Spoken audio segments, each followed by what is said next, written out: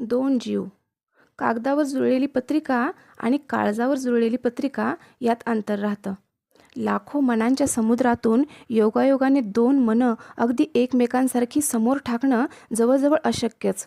हे मानूनच हा डाव मांडायचा असतो. वेगळ्या वातावरणात संपूर्ण वेगळे संस्कार लाभलेले दोन जीव एकमेकांसारखे असतीलच कसे? सुखदुःख, प्रेम, भांडणाचे काळे पांढरे चौकोन ओलांडण्याचा खेळ खेळवणं हीच तर नियतीची जुनी हौस.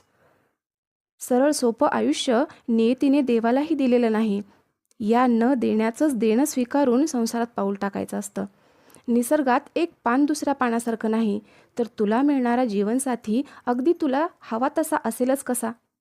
कागदावरच्या कुंडल्या कितीही बघा, बघण्याच्या समारंभात गच्चीवर गप्पा मारताना छंद, महत्त्वाकांक्षा, श्रद्धा, अंधश्रद्धा असे तेलकट प्रश्न विचारा. या प्रश्नांची उत्तरं ही सौंदर्य स्पर्धेतील मेकअप केलेल्या सुंदर मुलींच्या भंपक उत्तरासारखीच असतात. लग्नानंतर मग खरं काय हे कळत जातं. तेव्हा म्हणाली होती वाचनाचा छंद आहे, पण नंतर साधं वर्तमानपत्रसुद्धा उघडलं नाही या बयेनं. जा विचारू शकतो आपण. किंवा तो म्हणाला होता प्रवासाची आवड आहे, जगप्रवास करावा, पण प्रत्यक्षात कळतं कामावरून आलं की सोफ्यावर नुसता लोळतो. जेवायला वाढलंय हे सुद्धा चारदा सांगावं लागतं. प्रवासाची आवड कसली? माथेरानला जाऊन येऊ म्हणून वर्षभर सांगते, तर उत्तर म्हणून फक्त जांभया देतो.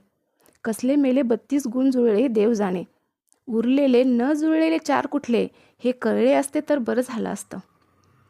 अगदी मनापासून सांगते, त्या न जुळलेल्या गुणांशीच खरं तर लग्न होत असतं आपलं. तिथं जमवून घेणं ज्या व्यक्तीला जमलं तीच व्यक्ती टिकली, नाही जमलं ती विस्कटली. अन्याय, शोषण सहन न करणं हा पहिला भाग झाला. पण न जुळलेल्या गुणांमध्ये एकमेकांच्या वेगळ्या क्षमतांचा शोध घेऊन नातं जुळतंय का हे पाहण्याची सहनशीलता दोघांमध्ये असायला हवी. नाही जुळलं मोडा, व्हा विभक्त आणि मग करा काय?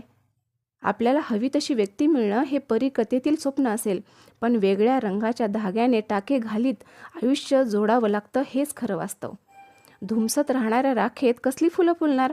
एकमेकांचे काही गुण जुळणार नाहीतच हे स्वीकारणार आहोत का आपण? या प्रश्नाचं प्रामाणिक उत्तर स्वतःशीच देऊन मग संसार मांडायला हवा. आपल्यापेक्षा कोणत्याही वेगळ्या व्यक्तीचं वेगळेपण सहज स्वीकारणं हे वाटेवरचं पहिलं पाऊल. हे पाऊल योग्य विश्वासाने पडलं की नंतरची 6 पावलं सहज पडत जातात आणि मग सप्तपदी तप्तपदी होत नाही. हेच संसाराचं खरं मर्म आहे. रामकृष्ण हरी माऊली.